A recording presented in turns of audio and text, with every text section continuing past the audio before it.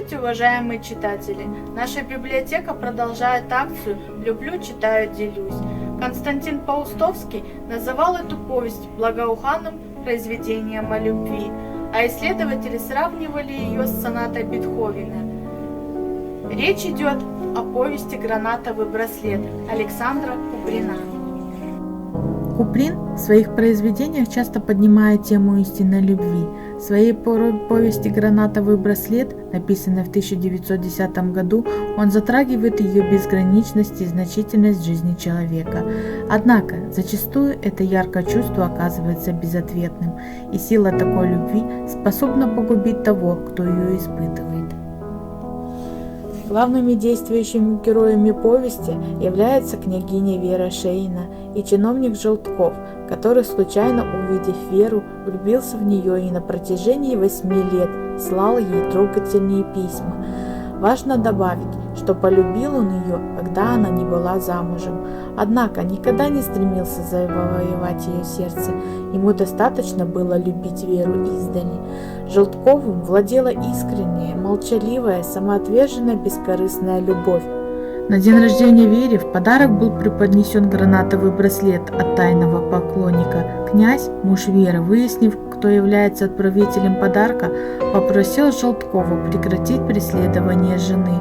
Желтков, позвонив Вере, услышал от нее, что без него ей было бы спокойней.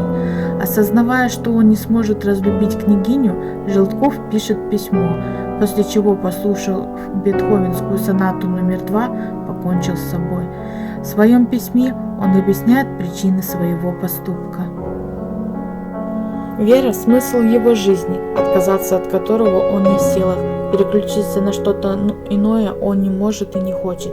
Когда к нему приходит муж любимой женщины, Желтков понимает, что не может защитить свою любовь, чувствует свою вину, понимая, что нарушил ее покой. Вера же изначально думает о Желткове обыденно, но после его звонка она понимает, что он наложит на себя руки. В этот момент все суета отодвинулась на задний план. Вера чувствует острую необходимость посетить жилище Желткова. Именно в этот момент она понимает, что та любовь, о которой мечтала каждая женщина, прошла мимо нее. Вера понимает, что с момента посещения квартиры Желткова ее жизнь кардинально изменится. Прошедшее рядом незамеченным, возвышенное чувство Желткова обжигает сердце героини, дает новые всходы в ее душе. Так любить не может никто из окружения Веры, ни ее муж, ни сестра. Она одновременно думала о том, что мимо нее прошла большая любовь, которая повторяется только один раз в 1000 лет. Прощание с молодым человеком, который так долго и так преданно любил ее, звучит как боль утраты, как признание собственной вины и в то же время как пробуждение светлых порывов, несвойственных ей ранее. Сама повесть напоминает балладу о любви, которая оказалась сильнее смерти, о любви, которая должна быть трагедией, величайшей тайной в мире. Рассуждать по поводу гранатового браслета можно долго, но в любом случае книга прекрасна и очень символична. Она написана великолепным литературным языком, легко читается и навсегда остается в памяти.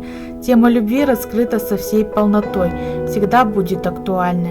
Если вы еще не читали это произведение, рекомендуем вам его обязательно взять в нашей библиотеке и прочитать.